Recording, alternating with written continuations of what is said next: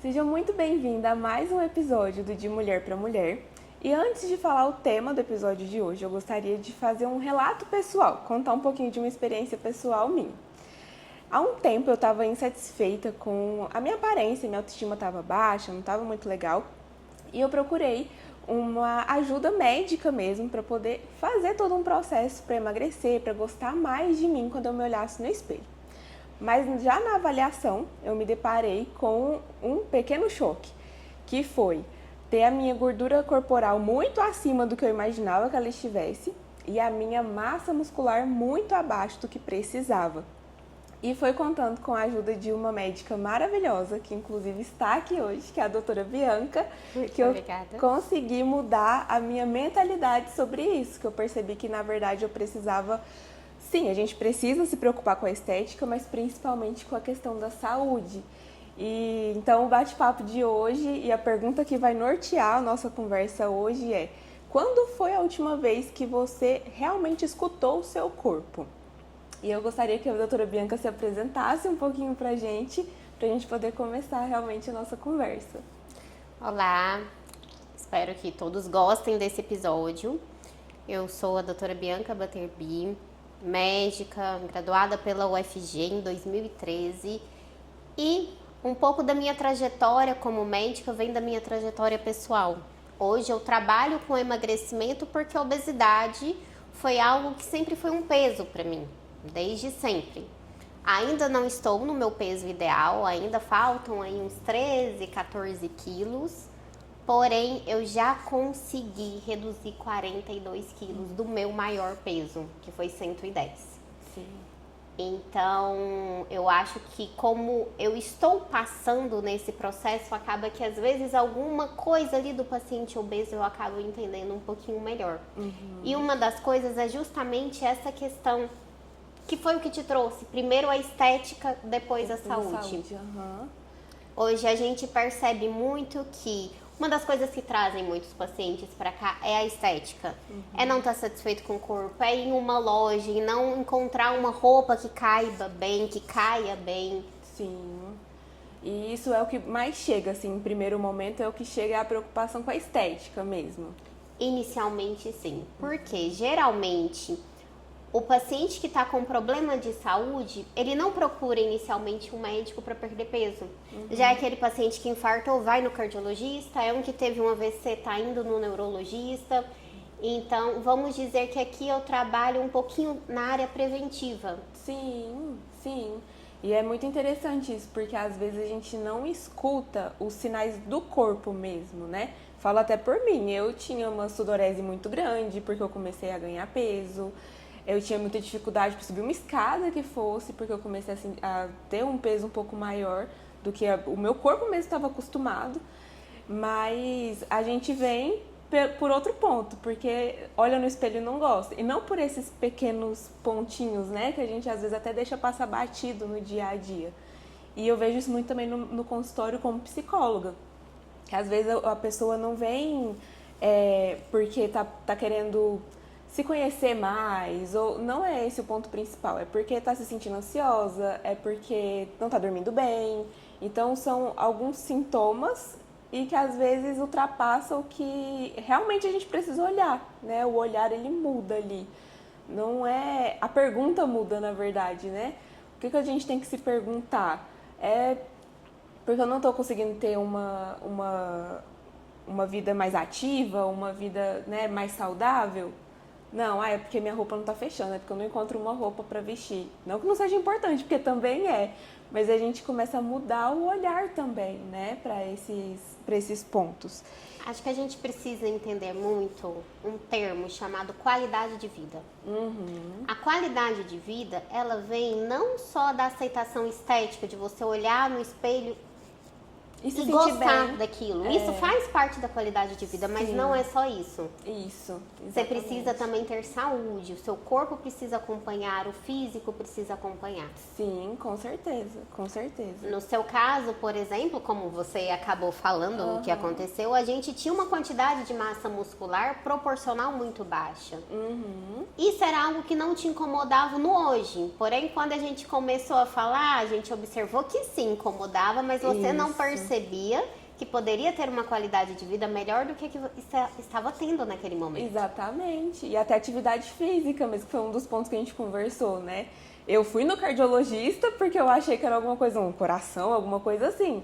Nunca pensei que seria massa muscular, por exemplo, né? Uma preocupação com isso. E como você falou, a gente acaba interligando, porque se o corpo tá bem, a gente vai estar bem também. A gente vai gostar mais do que a gente vê no espelho também, né?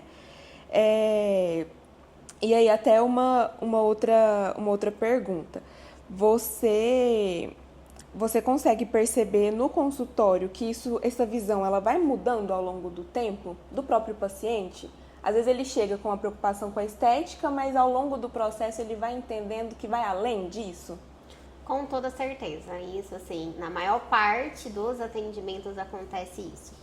Acredito que hoje, com os avanços que a gente tem de medicina, o exame de bioimpedanciometria é uma coisa muito legal, que você tem consultório ali na mão, uma coisa fácil, na mão mesmo, prático, e que já te traz muitas respostas. Sim. Então, hoje a gente consegue mostrar para o paciente, não é só falar. E quando o paciente vê, ele vê aquilo quantificado, ele vê a quantidade de quilos que ele tem e consegue ver algo mais palpável, fica muito mais fácil de entender o que está acontecendo. E até assim, pra mim foi muito isso, até uma reeducação, né? E não é só reeducação alimentar, mas uma reeducação de vida mesmo. Porque às vezes a gente acha que, nossa, mas é tão difícil passar por esse processo, mas é impossível, né? Uma outra pessoa que a gente vê ali, às vezes até em rede social, consegue. Mas aí até você mesmo me trouxe muito essa calma. Não, é pequenas coisas, pequenas mudanças no dia a dia. Na alimentação, para ter mais disposição. Uma vitamina que às vezes não tá boa, que a gente nem preocupa tanto. Então, que faz muita diferença. Muita diferença. Então, são pequenas coisas que a gente consegue pôr, né, no dia a dia, em prática, realmente. Sim, porque a gente tem que encarar não como dieta, Isso. mas como mudança do seu dia a dia. Porque aquela coisa extremamente restritiva, uma dieta, eu não vou comer isso, não vou comer aquilo, porque eu preciso emagrecer tanto em tanto tempo. Sim. Isso não perdura. Inclusive, era uma das coisas que eu tinha dificuldade quando eu buscava tratamento para mim, para perder peso. Era justamente olhar e saber que aquilo que o pessoal estava me indicando não ia durar muito tempo. Não era algo sustentável. Isso. E o que a gente precisa é realmente que seja sustentável. É pegar o seu dia a dia e ver o que eu posso melhorar a partir daquilo que eu já faço. Porque às vezes a gente põe como dieta, como uma obrigação, fica pesado também pra gente, né? O cérebro também entende como, opa, peraí, tem algo ali que eu não acho que eu não gostei muito dessa regrinha aqui que vão criar agora. Já tá acostumado com outro estilo de vida. Então é uma transição, não pode ser algo pesado também, né? E você percebe isso também no consultório com os outros pacientes, que quando a gente traz essa forma um pouco mais leve, a adesão é maior? É muito melhor, porque eu acho que tudo pauta naquilo que a gente falou no início, qualidade de vida. Sim. Então a gente tem que ter qualidade de vida, não é só ao término do emagrecimento, durante o processo também, porque tem que ser algo que vai ser palpável, que se sustente, porque não pode ser aquela dieta que vai durar uma semana, na segunda semana você já encheu o saco, chutou o pau da barraca e falou, vou voltar a comer tudo. Que isso a gente vê que acontece com muita frequência. Muito. Claro que hoje, com o avanço das medicações, a gente consegue ter ali algo que vai te auxiliar, que vai te dar ali uma bengala para você seguir no processo, que vai deixar tudo muito mais fácil, mas não é o suficiente. Isso mesmo. E também todas as mudanças, né? Igual, trazendo até o meu caso, por exemplo, que veio minha mãe, então a gente conseguiu mudar toda a estrutura em casa também. Ficou muito mais fácil, fica muito mais leve quando a gente tá com pessoas que conseguem trazer esse suporte também, que a gente não se encontra sozinho nessa situação, né? A gente encontra o apoio de alguma forma. E uma mudança progressiva dentro daquilo que cabe no seu dia a dia. Isso. Não é impor, de manhã você vai comer 3 ovos. Não é por aí. Pelo menos não de início, né? É um processo. É um processo. É um processo que as coisas vão se enquadrando naturalmente. Isso mesmo. E agora mudando um pouquinho dessa questão, lógico, a gente tem que olhar para essa questão de qualidade de vida e tudo, Mas você percebe uma diferença entre querer mudar o corpo e não conseguir aceitar o corpo que se tem hoje? Porque eu acho que isso também faz parte. Às vezes a gente quer tanto mudar e a gente pensa muito que, nossa, eu só vou me amar quando eu estiver no corpo ideal, o meu objetivo, quando chegar lá. Ou os outros vão me amar quando eu estiver naquele corpo. E a gente acaba esquecendo um pouco também do processo, que a gente precisa amar o corpo que a gente está hoje, cuidar dele pra gente poder chegar naquele objetivo. Eu acredito que o que a gente vê mais não é nem tanto isso de querer só se sentir bem quando chegar lá. Eu vejo mais o contrário, a distorção de imagem. Sim. Então eu acho que isso é muito mais prevalente. Tanto a distorção de imagem, quando você chega muito acima do peso, que você literalmente não se enxerga, eu vou falar aqui de uma forma bem grosseira, do tamanho que você tá. Sim. Você não se enxerga daquela forma. Tanto que você pode ver, a pessoa quando ela tá muito acima do peso, isso aconteceu comigo, então assim, eu tenho aqui propriedade de fala, vamos falar. Você tira foto de rosto. Depois você tá emagrecendo, você vai procurar, ué, cadê minhas fotos de corpo? Não tem. Você vai achar foto de corpo quando tá no meio de outras pessoas, que outras pessoas tiraram aquela foto de corpo, mas você, sozinho, tirar uma foto sua de corpo, você não tira, porque você acaba se auto-sabotando e escondendo que você tá daquele jeito. Com certeza, com certeza. E aí você imagina que você tá de uma forma, que o seu tamanho corporal é aquele, só que é infinitamente maior. E isso é o que eu vejo mais prevalente. Da mesma forma que você se acostuma, quando você começa a emagrecer, você começa a prestar atenção no seu corpo e aí você se acostuma com aquele tamanho, aquele volume corporal. E aí depois Quando você assimilar que o seu volume corporal reduziu, é difícil. é outro processo complicado. É mesmo. Sim. Mas é interessante isso, porque às vezes realmente a gente não quer enxergar, então a gente deixa velado pra gente também, né? Quando a gente tá acima do peso, quando a gente não vê, a gente não enxerga que a gente tá naquela situação. E no consultório, como que é pra você trazer um pouco pra essa realidade pro paciente também? A partir do momento que o paciente está aqui, ele já tomou aquela consciência inicial de que ele precisava mudar. Sim. Então, não é tão difícil a gente conseguir ir trabalhando isso no processo, durante o emagrecimento e tudo. Porque o paciente que está aqui, ele está querendo se cuidar. Completamente diferente de você pegar um paciente que já está naquela fase de não aceitação, de não entender que ele precisa perder peso, de não entender que é uma questão de saúde. Não é só saúde mental, saúde física. Sim. E para esse paciente que está nesse momento de vida, aí eu acho que seria muito mais difícil. Porque o que chega para mim já é a pessoa que já tomou uma consciência. Ela já tá pegando ali, né, a oportunidade, não, vamos mudar, né, da mudança. Eu preciso mesmo. mudar. Isso. E essa questão até um pouco da distorção de imagem, nesse processo de emagrecimento, você vê muito isso? Ou mais ou menos, como que é a realidade mesmo aqui na clínica? Eu vejo bastante. É aquilo do paciente não se enxergar tão pesado, tão acima do peso quanto ele realmente está, com volume corporal tão grande. Sim. Depois ele começa a tomar consciência disso, vai emagrecendo, só que a consciência ela não acompanha o processo. Então, durante o processo, acaba que o paciente se vê maior do que a realidade, aí a coisa inverte. Isso, eu imaginei mesmo que fosse assim, porque até comigo, eu que nem tava tão assim, né, tão extremo, mas eu tive isso também, de vez em quando eu tenho que voltar, eu até peso, olho na balança e falo, não tá daquele jeito que tava antes, calma aí. Às vezes a gente tem que retomar um pouquinho, alguns cuidados que deixou, né, porque com o dia a dia acaba que não fica na rotina certinha, mas é uma linha tênue, né, isso. Essa mudança também, tanto de quando não se enxerga no corpo que tá e essa inversão, né, de que mudou e também não consegue enxergar que mudou. E como você falou, vai além da saúde mental, vai pro físico também.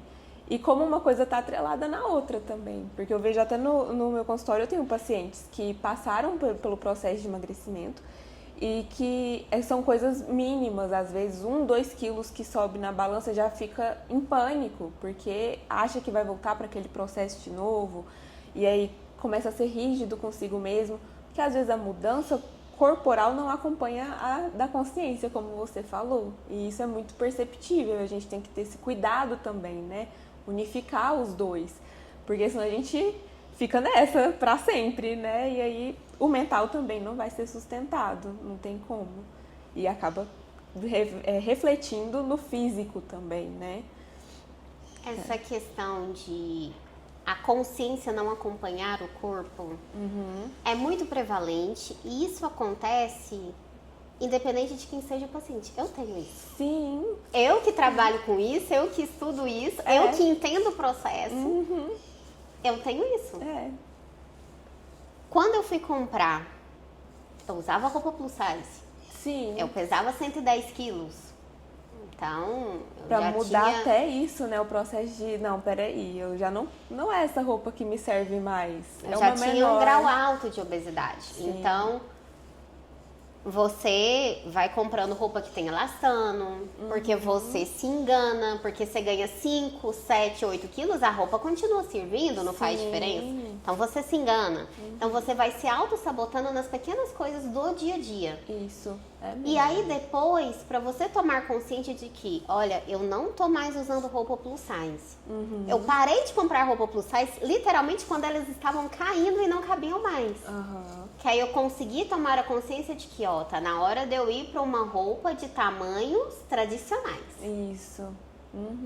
E aí quando eu cheguei na roupa de tamanho tradicional, eu não tava vestindo G. Não tava vestindo GG. Algumas peças eram no G. E outras até no M, No M. né? Eu lembro que você comentou até do hospital, né? Que teve que trocar o uniforme que você usa no hospital. Unissex do hospital, eu cheguei a usar o GG. Porque o G já ficava mais apertadinho. E hoje eu tô usando o Unissex P. E é uma mudança que você olha assim...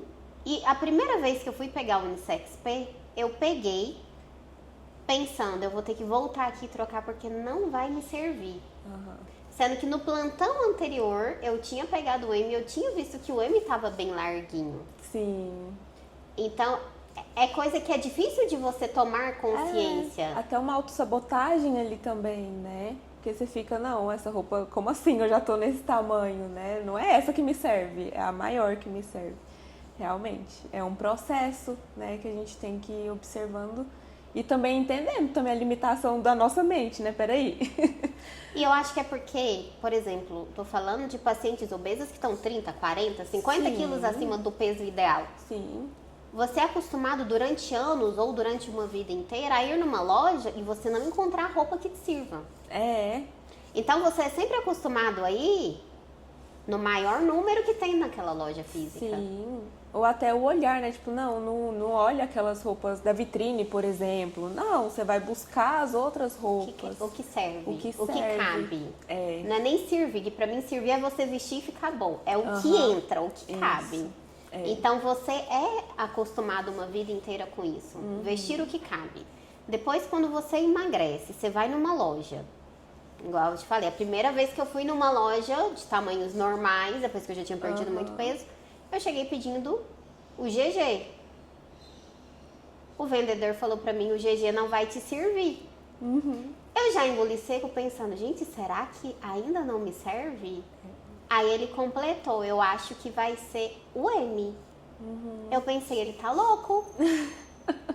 Como que o M vai me servir? Porque eu ia nas lojas, nada me servia porque não entrava. Isso. E não porque ficava grande, né? Aí ele falou que o GG não serve, então talvez seria o G, às vezes o G fica apertado. E não, realmente, uma outra peça foi o G que serviu, mas algumas peças foram no tamanho M. Sim, E aí a gente entra atrás no que você falou, é uma vida inteira acostumada com isso. Vai ser um processo para desacostumar também, porque a nossa mente ela é treinada, então não tem como, né? Às vezes a gente perde 10 quilos em 3 meses, 4 meses, Mas a mente não demora, não leva esse tempo de 3, 4 meses para entender, peraí, esse peso foi embora, a vida é outra agora, né? Vou entrar em outros tamanhos agora. É todo um processo que a gente tem que entender e respeitar também, né? O nosso próprio processo. Outras pessoas pode ser mais fácil, mas a maioria a gente vê que não é. Então a gente precisa entender isso também.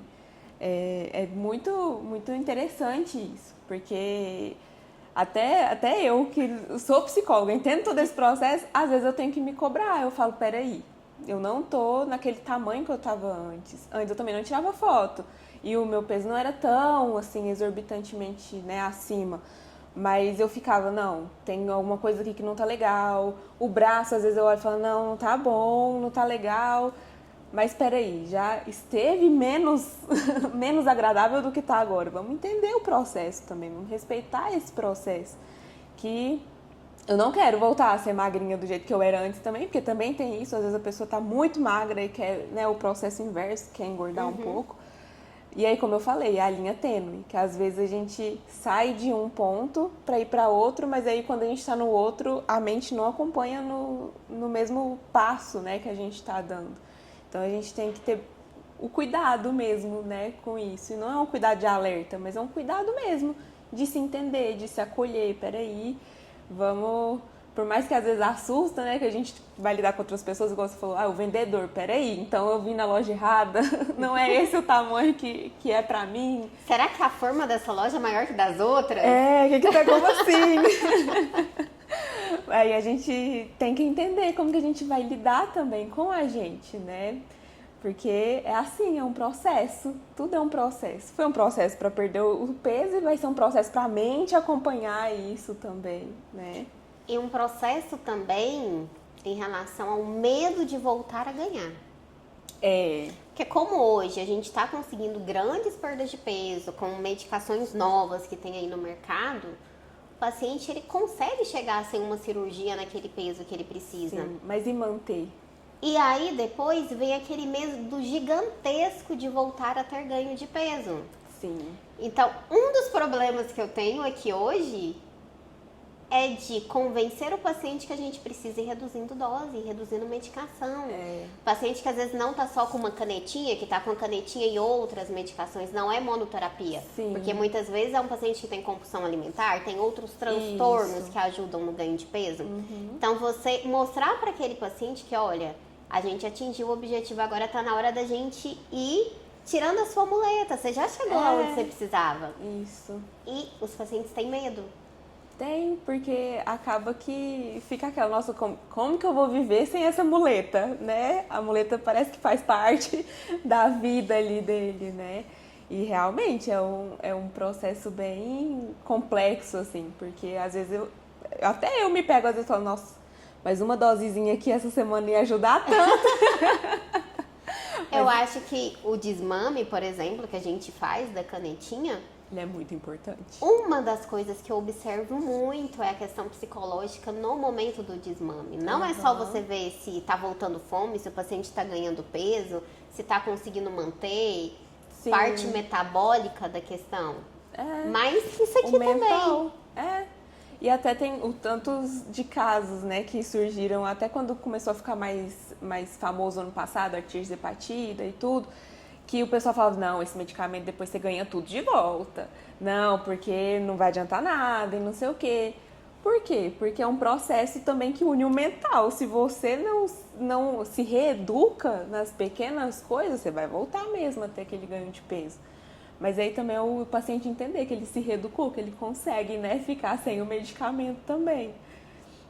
Então... Na verdade, aí entra a fase da gente entender o que é o paciente. Se ele é um paciente que vai ficar 100% sem medicação, se ele é um paciente que vai ficar com uma dose reduzida, se ele é um paciente que estava usando várias medicações. E vai reduzir essas várias medicações. Eu vou tirar algumas e deixar só uma e ir reduzindo dose de tudo. Sim. O que é a realidade de cada um. Isso.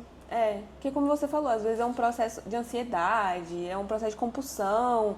A gente vai ter que usar um medicamento por um tempo maior também, né? E às vezes, no senso comum, as pessoas entendem que não, é uns 6 meses ali, pronto, acabou. Você já emagreceu, tá ótima. E não é assim. Tem toda uma composição, né, em volta, todo um suporte em volta, que a gente precisa entender também. Uma coisa é um paciente que precisa perder ali 8 quilos de gordura, 7 quilos de gordura, Sim. que seria um sobrepeso ou um iniciozinho de uma obesidade. Outra coisa é quando a gente fala, que é um público que eu tenho muito aqui, um paciente obeso em graus maiores de obesidade, que é aquele paciente que precisa perder 30 ou mais quilos de gordura. Então aí já é outra realidade. E que a gente tem que entender que hoje a medicina fala que a obesidade não tem cura, tem tratamento. Sim, exatamente. Então, quando termina o tratamento da obesidade? Nunca. É pro resto da vida. É isso mesmo. Não significa que você vai precisar tomar medicação pro resto da vida, apesar de que hoje a nova tendência da medicina é sim de que você esteja com o suporte medicamentoso sempre. A exemplo do que acontece com quem tem diabetes, com quem tem pressão alta. Sim. Você controlou, você vai manter uma medicação ali de base para que essa doença não volte a ficar descontrolada. Hoje a nova tendência é essa, mas tem paciente que às vezes emagrece bastante, consegue ficar sem, só com mudança de estilo de vida? Tem. Então você vai ter que ir dosando isso, mas saber que pro resto da vida existe a vigilância. Sim, exatamente. E é aquela linha tênue entre saber o que é o exagero dessa vigilância e o que é o normal da vigilância. Realmente, isso é muito importante. É isso mesmo. E pela sua experiência, o que costuma acontecer quando a mulher, eu falo porque o nosso público maior é mulher, mas quando o indivíduo ele alcança o peso que ele deseja ali, que ele está almejando, essa pessoa necessariamente ela volta a gostar mais de si? Ou aí também entra, né, o que a gente estava comentando, às vezes tem ali uma mudança, né, de comportamento, vai mudar até o jeito de se enxergar, às vezes vem com um distúrbiozinho de imagem, né, alguma coisa assim. Como que, na sua experiência, você observa isso? Essa questão do peso almejado é muito engraçado, porque primeira consulta a gente faz ali bioimpedância e a máquina já dá uma estimativa do que seria o peso ideal. Claro que pela quantidade de músculo que o paciente tem naquele momento, isso vai mudando no decorrer do tratamento. Porém, os pacientes olham para aquilo, não, eu não posso perder 30 quilos, eu vou ficar muito magra. Ou homem, eu vou ficar horroroso, eu vou ficar um palito. E aí, no decorrer do tratamento, que a pessoa vai tomando consciência do que é o normal, do que é o ideal de uma composição corporal, ele vai entendendo que, na verdade, aquilo lá que o exame mostrou lá na primeira consulta era o que deveria ser. Porque isso que eu ia falar também, a composição corporal. Porque às vezes a gente não entende muito isso, né? No senso comum mesmo. Às vezes a gente entende que não, vai só perder a gordura. Vai ficar com as pelanquinhas. Vai ficar com a pele caída e tal. Às vezes acontece mesmo. Mas a gente tem que trabalhar o músculo também, né? É o inverso, é o perder a gordura e ganhar o músculo. Não é que você vai ficar uma pessoa super magra ali e vai ficar horroroso. Não é assim, a composição corporal não é assim, né? Então isso é interessante mesmo, que às vezes a maioria das vezes é isso que acontece, né? Tem a composição corporal, ela é muito importante quando a gente fala de processo de emagrecimento, porque o músculo é o que vai te dar tempo de vida, qualidade de vida. A falta do músculo hoje a gente chama de sarcopenia. A gente sabe que a sarcopenia ela reduz anos de vida. Então, se você é jovem e está com baixa massa muscular, você tem que ganhar músculo, porque isso vai significar mais tempo de vida lá na frente. E no processo de emagrecimento, também é importante quando a gente pensa em manutenção de peso. Porque quando você emagrece e perde muito músculo, a taxa metabólica basal cai. O que é isso? É o quanto de energia seu corpo gasta para te manter vivo. Então, quanto maior quantidade de músculo você tem no seu corpo, mais energia o seu corpo gasta para te manter vivo. É por isso que marombeiro come montanha de comida e só tem músculo. Porque aquela quantidade exagerada de músculo que eles têm... É o que vai manter ele vivo durante o dia, né? Exige que ele coma muito, exige caloria. Tem gente aí que consome 4.000 calorias por dia para manter uma quantidade grande de músculo e pouca gordura. Então, A composição corporal ela é essencial no processo de emagrecimento. E é isso que às vezes o senso comum não entende. Pensa só naquele pezinho da balança. Não, tem que cortar as calorias. Não posso comer carboidrato, não posso comer nada, né? Que é ir cortando. E aí a gente entra na dieta e não na reeducação. Porque a reeducação também entra na gente entender o que está compondo o nosso prato, que vai sustentar o nosso corpo também, né? Uma coisa muito importante e que é difícil principalmente para mulher, entender que ela precisa comer carboidrato. Sim. E entender que precisa comer proteína. Realmente. Porque às vezes acha que tem que viver de folha. E que não é por aí. Tá bem longe de ser isso. Exatamente. Mas que vem também de uma construção social, né? Que a gente por anos ouviu que não, que tem que... O carboidrato é o grande vilão, não pode, a proteína também não pode. Coisas socialmente construídas, né? Exatamente. Só retomando aqui uma pergunta sua que você fez, eu não respondi, me enrolei aqui. Questão de autoestima durante o processo de emagrecimento. Muda muito, tanto mulher quanto homem. Você vê que o homem, ele começa... Quando ele começa o processo de emagrecimento, às vezes vem desleixado, com uma roupinha mais que assim...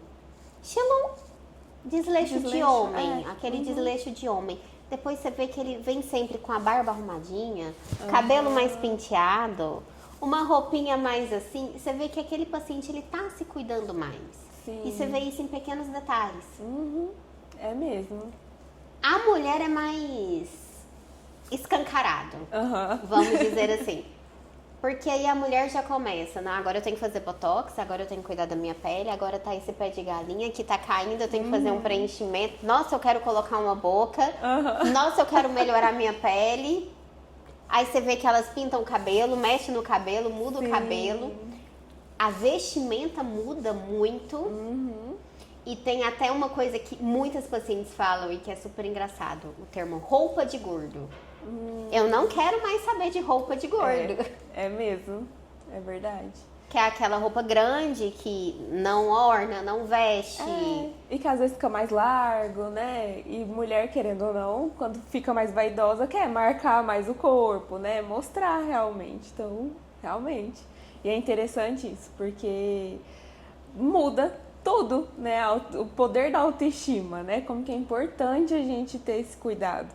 Às vezes uma coisa que é grande, né? É muito importante da gente olhar, que é o sobrepeso, ele vai mudar tudo na pessoa, vai mudar todo o cuidado que ela tem consigo também, né? Isso é muito importante.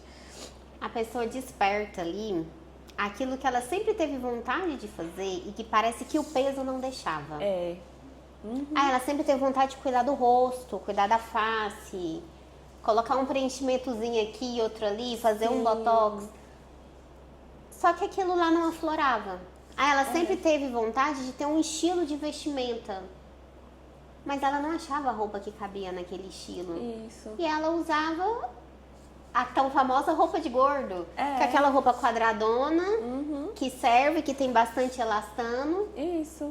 E que vai ficar mais confortável ali também para passar o dia e tudo. E acaba deixando todos os outros cuidados de lado, né? E você já observou também um pouco do inverso, assim, que a pessoa às vezes ela emagrece e não que não cuide de si, mas às vezes até cuida, mas ainda não tá satisfeito, e aí entra um pouco naquela questão do distúrbio de imagem também, que a gente estava falando, que busca sempre, né, e aí acaba ficando um pouco mais fissurado naquilo. Eu já tive paciente assim, que começou a querer ficar fissurada em ganho de massa, em aparecer músculo, isso e aquilo, só que é uma coisa que eu bato muito. Em todas as consultas, olha, aqui tá, e é aquilo que eu te falei, a gente mostrar. Sim. Faz o exame de bioimpedância e mostra, ó, tá aqui. É isso, é tanto disso, é tanto daquilo, porque às vezes você só falar, a ficha não cai, a pessoa não toma consciência. Sim, precisa visualizar mesmo, né? Ser palpável. Isso. Quando passa a ser palpável aquilo, é mais fácil de você orientar o paciente, ele entender, mas sim, isso acontece.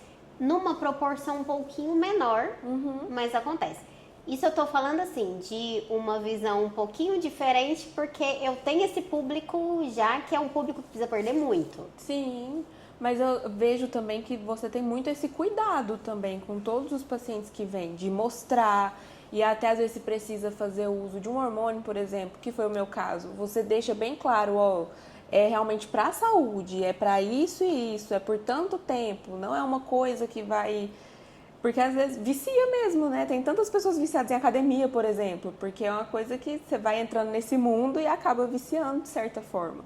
Então, isso também é muito importante, né? De ter uma profissional que seja profissional mesmo, para lidar com isso e com esse público. A gente precisa saber distinguir muito quando a gente está falando de tratamento hormonal para ganho muscular, quando é indicação médica, que é um paciente sarcopênico, que é um paciente que está com a quantidade de massa muscular muito baixa, e quando é tratamento estético. Sim.